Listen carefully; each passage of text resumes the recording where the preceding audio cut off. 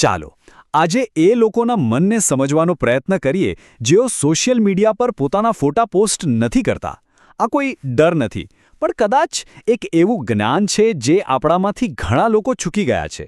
ચાલો આમાં થોડા ઊંડા ઉતરીએ. તો સૌથી મોટો સવાલ એ જ છે, જે લોકો ઓનલાઈન દુનિયાની લાઇમલાઇટથી દૂર રહે છે, એવું તો શું છે જે તેઓ જાણે છે? એવું કયું રહસ્ય છે જે કદાચ આપણે ભૂલી ગયા છીએ? ચાલો આજે આ કોયડો ઉકેલીએ. જરા 1 મિનિટ માટે વિચારો.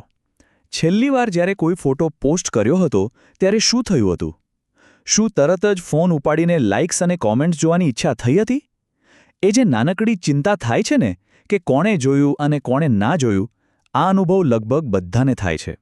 ફિલોસોફર એલન વોટ્સે આ વાત સોશિયલ મીડિયાના જમાના પહેલાં કહી હતી, પણ જુઓ આજે કેટલી સાચી લાગે છે. આ એક વાક્ય જ આપણી આજની આખી વાતચીતનો પાયો છે. તો ચાલો આપણા પહેલા અને સૌથી મહત્વના મુદ્દા પર આવીએ. આ એક સંઘર્ષ છે, કોઈ ક્ષણને દિલથી જીવવા અને એ જ ક્ષણને દુનિયા સામે પ્રદર્શિત કરવા વચ્ચેનો. અહીં જ આખી વાતનું મનોવૈજ્ઞાનિક સત્ય છુપાયેલું છે.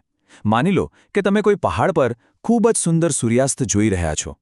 હવે એક ક્ષણને આંખોમાં અને દિલમાં ઉતારવાને બદલે જો પરફેક્ટ ફોટો લેવામાં લાગી જવાય તો શું થયું? બસ એ જ ક્ષણે જીવવાનું બંધ થઈ ગયું અને પ્રદર્શન શરૂ થઈ ગયું. આ જુઓ, અહીં આખી વાતનો સાર છે. એક બાજુ છે જીવવું, એટલે કે એક ક્ષણમાં પૂરેપૂરું હાજર રહેવું, અને બીજી બાજુ છે સાબિત કરવું, એટલે કે દુનિયાને બતાવવું કે જુઓ હું જીવી રહ્યો છું.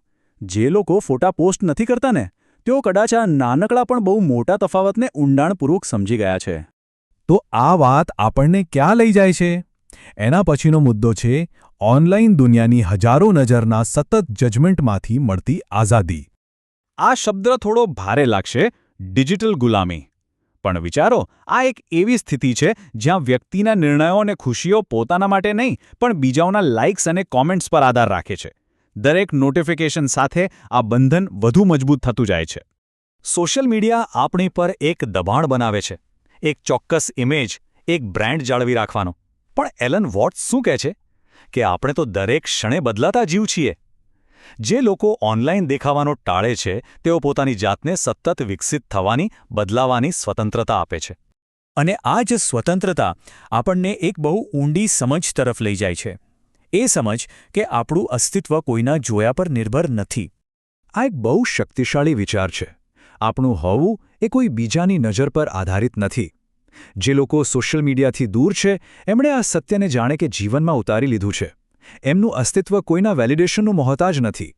જરા કુદરત સામે જુઓ, એ આ વાત કેટલી સુંદર રીતે સમજાવે છે.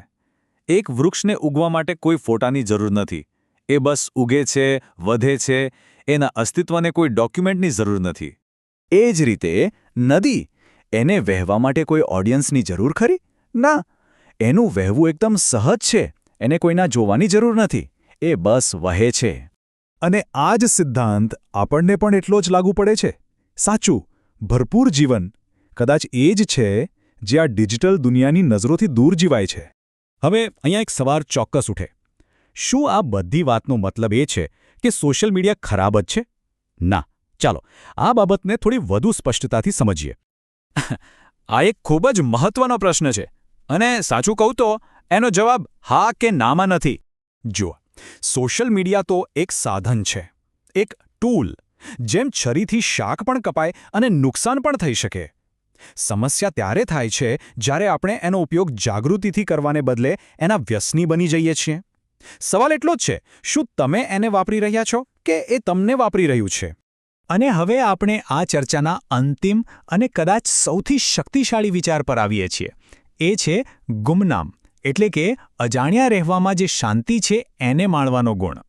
સાચી શાંતિ, સાચો સુકૂન ક્યાંથી આવે છે?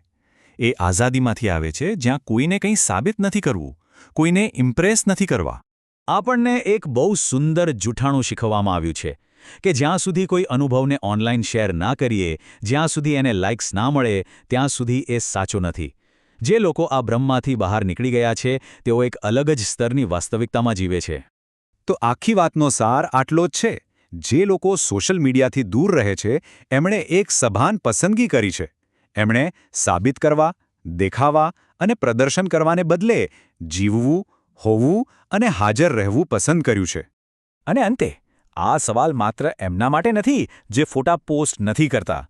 આ સવાલ આપણા બધા માટે છે. આપણે જીવી રહ્યા છીએ કે ફક્ત જીવી રહ્યા છે એવું સાબિત કરી રહ્યા છીએ? આનો જવાબ કદાચ આપણી ડિજિટલ જિંદગીને એક નવી દિશા આપી શકે છે.